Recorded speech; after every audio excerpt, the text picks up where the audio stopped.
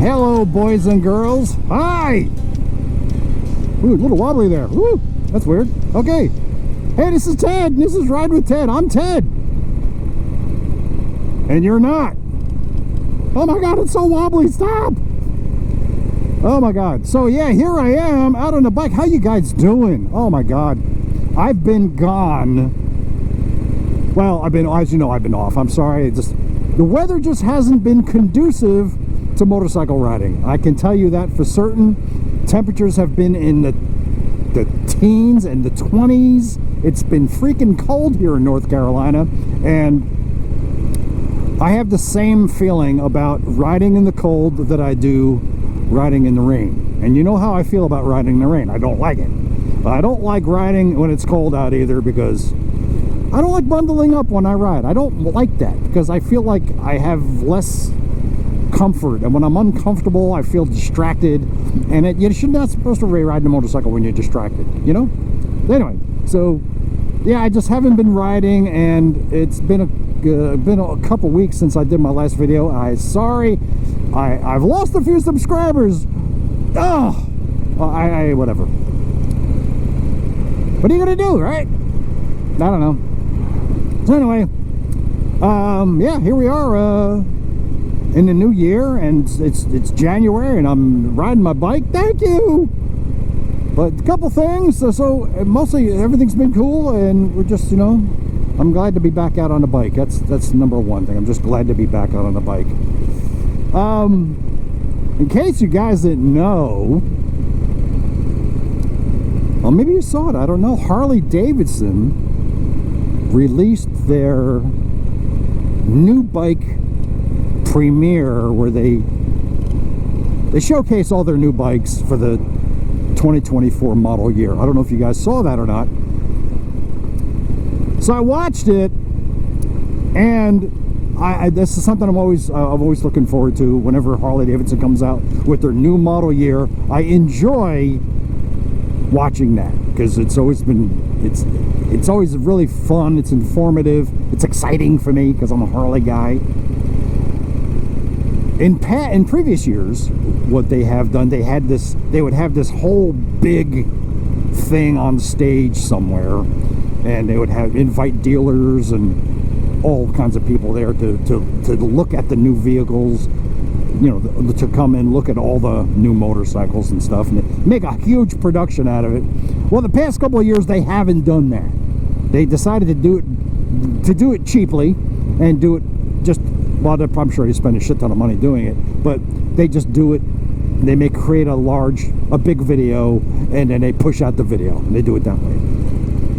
Fine, not nearly as cool as doing it live, but hey, what are you gonna do?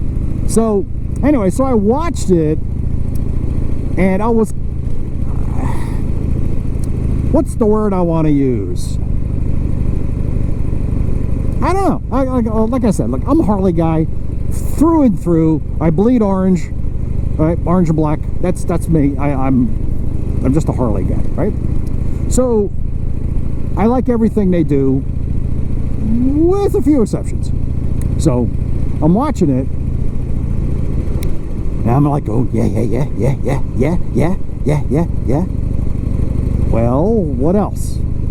And I'm like, but wait.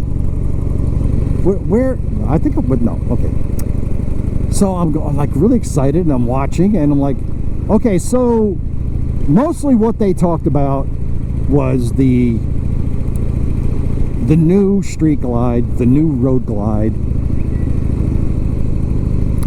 and the new Pan America. They really didn't get into any of the other models.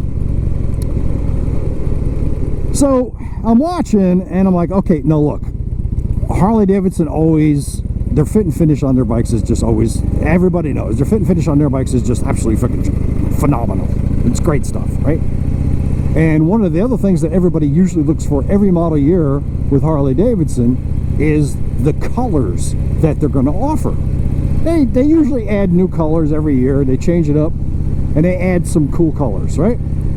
So this year they did add a couple colors, which was okay. All right, good. And they added some new CVO colors and CVO stuff, which is CVO, by the way, is Custom Vehicle Operations. So I have to say I'm nonplussed.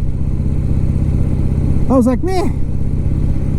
It was, you know, the colors this year are boring. I thought the colors were, they have a couple new colors. The Copperhead, which is, I thought was a very nice color. They also have this shark skin blue, right? Which is pretty nice. It's a nice color. And they have this other blue, they called it blue belt or something, like bolt blue or something like that. It's right here. And they have this other shocking red or something like that, whatever. It's right here. And then with the CVO models, they have a new CVO color scheme, red something. That's right here. It looked okay on the Road Glide, and it looked okay. But I tell you where it did look really good. It really looked great on the new Pan America CVO.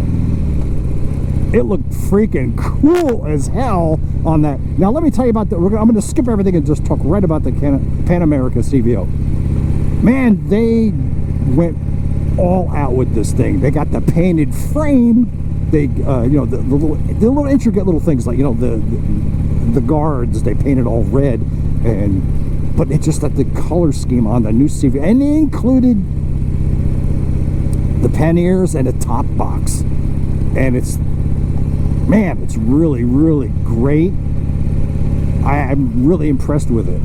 Of course, naturally, with anything that says CVO on it comes the price tag. So the CVO Pan America, for example, is like $28K. Numbers right here. I'm like, okay, fine. But one of the things I did notice is that now in previous years you had the Pan America and then you Pan America S.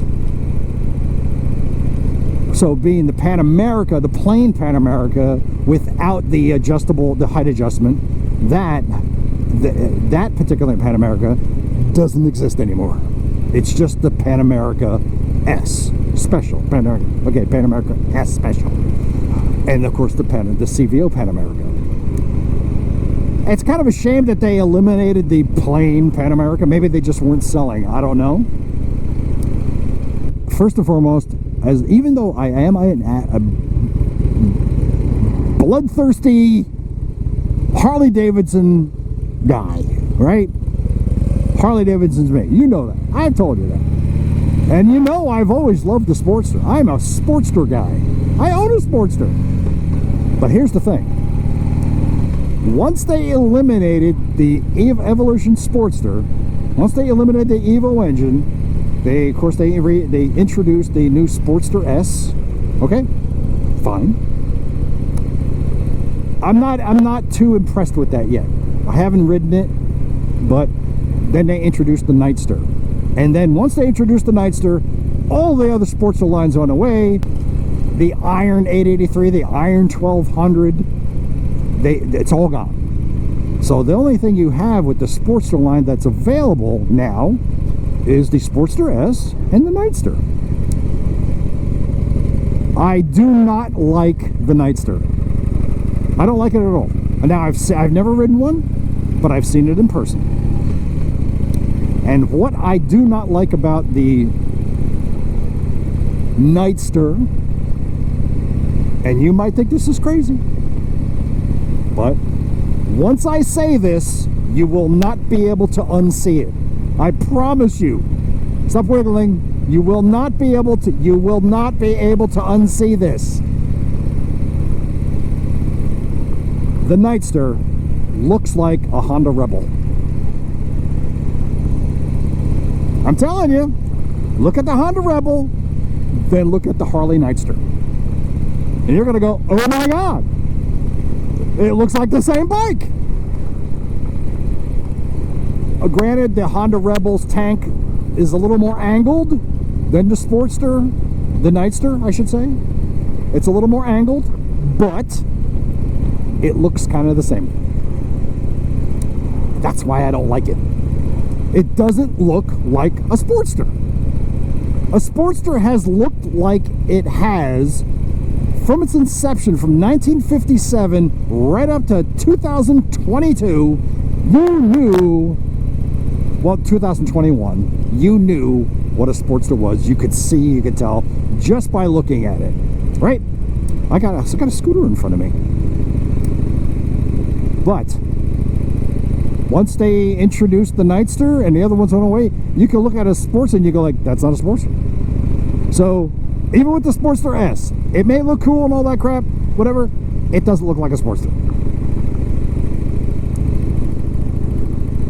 So yeah, that's my feelings on that. But let's talk about the CVO, the new Street Glide and the new Road Glide. What they've done, there's a couple of things. First and foremost is the 12.3-inch display that you'll see right here in front of you. There's that. That thing is a monster, and there's no analog gauges anymore on that. None. No analog gauges. It's all digital. Now, from what I've heard, if you've watched $1 Million Bogan, you'll know that one of his buddies has this new CVO, and this guy has nothing but trouble with the display. Not that it goes out or anything like that, but electronically there's issues with that new system. So, whatever. Okay, the case is, it's a problem. But anyway, aside from that, Harley has redesigned the tank on these models. On these touring models, they've redesigned the tank. It's not these smooth, rounded sides. Now it's got angles to it now. So they've added a little different style to it. It looks good. I like it. All right. All the little, once again, the fit and finish on these motorcycles are great. There's a new fairing on the Street Glide now, which is pretty damn cool, actually, because now they've added lights to the fairing, which in itself is pretty cool. You know, you got the running lights, which is really, really neat. And then with the Road Glide, well, the Road Glide's got the all brand new fairing that has, of course, included with the lights and stuff like that. It's a really good looking bike. Again, the colors could be better. The colors could be significantly better than they usually do, but the bikes look great. They're really, really good looking bikes. And the other thing that Harley-Davidson has introduced is well, as you know, we have the as far as it goes for the trikes, now we've always had the what was it called, the ultra limited, or is the tri-glide. They called it the tri-glide, and of course then they had the freewheeler, both of them trikes. Now they've introduced a brand new Road Glide 3, which is essentially it's a Road Glide trike. It's got the whole shark fin nose and all that. It's a Road Glide, but it's a trike. Okay, if you're into trikes and that's your thing, have fun. For my flavor, I like the freewheeler better. But anyway, as far as it goes for other improvements to other bikes, nothing. The Softail line is still the same. Again, the Sportster line is still the Sportster S and the Nightster, and the touring models are still the touring models. That's it. The Livewire still exists, and of course now you have the Livewire Del Mar as well in addition to that, and the whole pricing thing on the Del Mar is insane, so watch your financing on that. We're going to talk about that on the podcast tonight when we record our next show, so keep a standby on that. But anyway, but so I was I don't want to say I was not impressed. I was partially impressed, that's mostly with the Pan America. Imagine that, boys and girls, I'm riding into the sun. But as far as it goes for the remainder of the presentation for the 2024 models, meh. It was okay. I expected far more a better option with color. But anyway, yeah, so that's where I'm saying. I mean, I was hoping for more colors with this model year, and maybe some different innovations or styles with the Sportster line, which I'm going to call the non-Sportster line from now on. I'm a little disappointed with that. I was really hoping that they would have had, what should have been better, what they should have done, honestly, in all honesty, they should have just kept the Iron 883, the Iron 1200. I think they should get on the ball with that. We need that. We need that 975 so that we can have that Iron 975 or the Iron 900. We need that smaller Sportster. We need the peanut tank back. We need that signature Sportster fuel tank that you can look at, from wherever you're standing, you look at it and go, that's a Sportster. You need that. We need that. So as soon as Harley-Davidson gets on the ball and says, okay, we've got 2 Revolution Max engine sizes, you got the 1250 or the 1275, whatever it is right here, and we've got the 975, or the 900, whatever the case may be. Let's put that into the Pan America. Let's make a midweight Pan America with the 975. Why not? Right?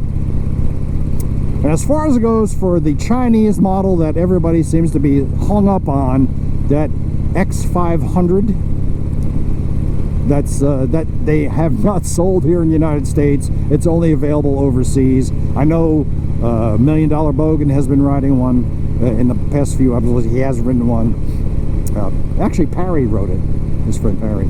But will we see that in the United States? I'm going to go on record as saying I hope not.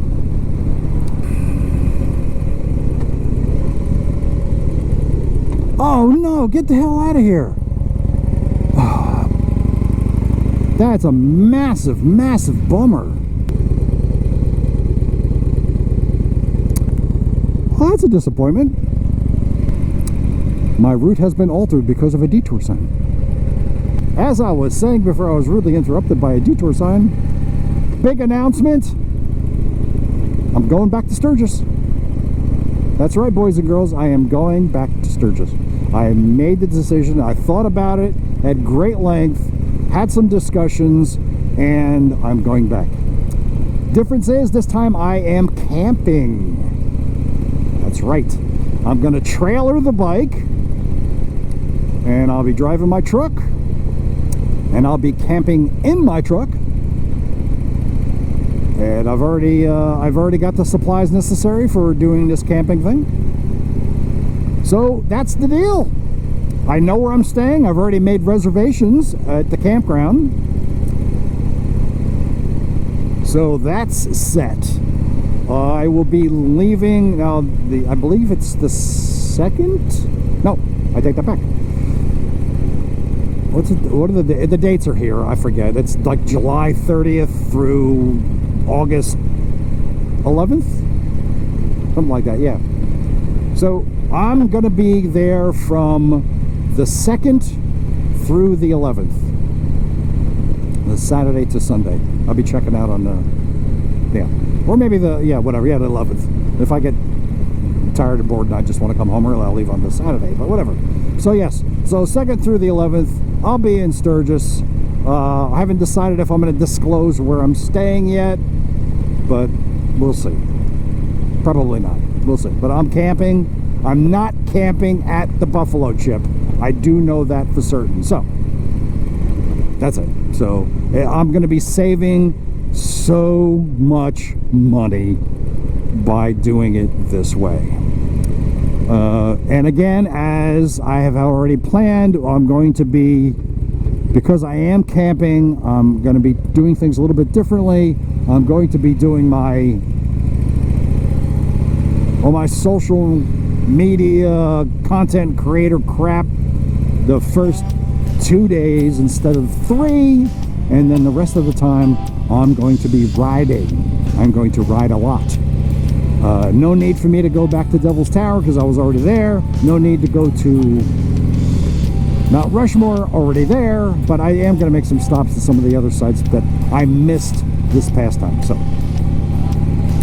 So anyway, so getting back to closing out this video, let me know what you think about the Harley-Davidson reveal, what you thought, what your feelings are, and what you're like. Even if you're not a Harley guy, hopefully you watched it.